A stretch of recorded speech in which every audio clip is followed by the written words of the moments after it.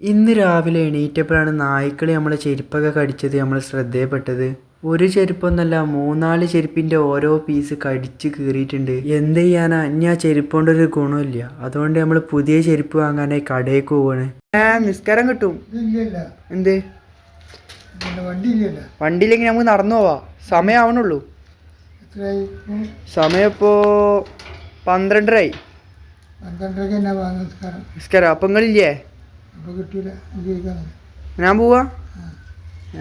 വെല്ലിപ്പില്ലാത്തോണ്ട് അങ്ങാടിക്ക് നമ്മൾ ഒറ്റക്ക് നടന്നു പോവാണ്. അങ്ങനെ നമ്മൾ കടയിലെത്തിട്ടാ ഓരോരോ ചെരുപ്പായി നമ്മൾ ഇട്ടോണ്ടിരിക്കുകയാണ്. സൈസ് ഒരു 9-10 എടുത്തോ. എന്താന്നറിയില്ല, ഒരു ചെരുപ്പ് നമുക്കണ്ട് പറ്റണില്ല.